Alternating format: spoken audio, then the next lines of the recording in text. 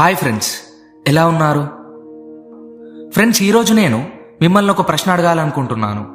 ఈ ప్రపంచంలో అందరికంటే ఎక్కువగా మిమ్మల్ని ఎవరు విమర్శిస్తారు? మీ శత్రువులా లేక మీ పోటీదారులా? వీరెవరూ కాదు, మిమ్మల్ని మీరే విమర్శించుకుంటారు. అవును, మనం మన గురించి అనుకునే కొన్ని చిన్న చిన్న మాటలే మన విలువను సమాధి చేస్తున్నాయి. బయట ప్రపంచం వచ్చి నిన్ను తక్కువ చేసేలోపే నీ మనసులో నువ్వు ఎప్పుడో ఓడిపోతున్నావు. ఈరోజు ఈ పాడ్కాస్ట్లో మనం మాట్లాడుకోబోయేది నీ విలువను నువ్వే ఎలా కాపాడుకోవాలో. ముందుగా ఫ్రెండ్స్, మనం ప్రతిరోజు మనతో మనం మాట్లాడుకుంటాం. దీన్నే సెల్ఫ్ టాక్ అంటాం. నువ్వు నీ గురించి ఏమనుకుంటున్నావు? నేను అందంగా లేను, నాకు తెలివితేటలు లేవు, నేనేం సాధించలేను. ఇలాంటి మాటలు విత్తనాలు లాంటివి. వీటిని నీ మెదల్లో నాటితే రేపు నీ జీవితం కూడా అలాగే తయారవుతుంది. గుర్తుపెట్టుకోండి ఫ్రెండ్స్, నీ మెదడుకు నిజానికి అబద్ధానికి తేడా తెలియదు. నువ్వు ఏది చెబితే అదే నిజమని నమ్ముతుంది. నీ గురించి నువ్వు గొప్పగా చెప్పుకోవడం మొదలు పెడితేనే నీ మెదడు గెలవడానికి కావలసిన మార్గాలను వెతుకుతుంది. మనం చేసే అతిపెద్ద పొరపాటు ఏంటంటే మన మొదటి చాప్టర్ని వేరొకరి 20వ చాప్టర్తో పోల్చుకోవడం. వాడికి అంత జీతం ఉంది, వీడికి ఇంత కలెక్షన్ ఉంది అని పోల్చుకొని నీ విలువను నువ్వే ఎందుకంత తగ్గించుకుంటున్నావు?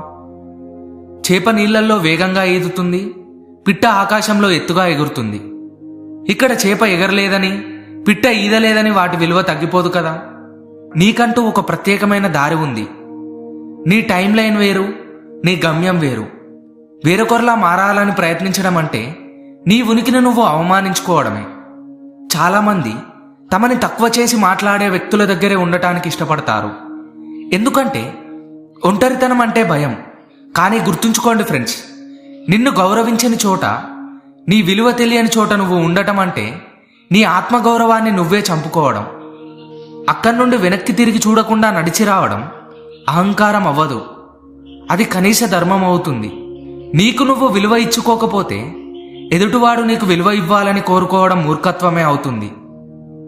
సో ఫ్రెండ్స్, వజ్రం మెరవాలంటే ఒత్తిడి ఉండాలి, బంగారం మెరవాలంటే నిప్పులో కాలాలి.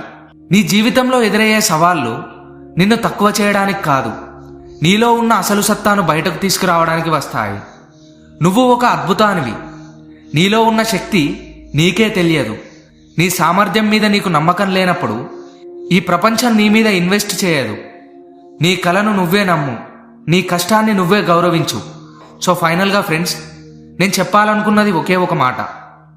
ఈ క్షణం నుంచి నీ గురించి నువ్వు తక్కువగా మాట్లాడటం ఆపే. నేను చేయలేను అనే పదాన్ని నేను నేర్చుకోగలను అని మార్చు. నీ విలువను నువ్వు గుర్తిస్తేనే ఈ ప్రపంచం నిన్ను గుర్తిస్తుంది. నీ విలువ నువ్వే తగ్గించుకుంటే నీ స్థానాన్ని వేరొకరు ఆక్రమిస్తారు. నీ జీవితానికి హీరో నువ్వే, అలాగే విలన్ నువ్వే.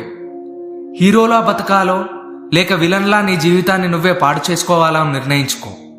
నిర్ణయం మీదే ఫ్రెండ్స్.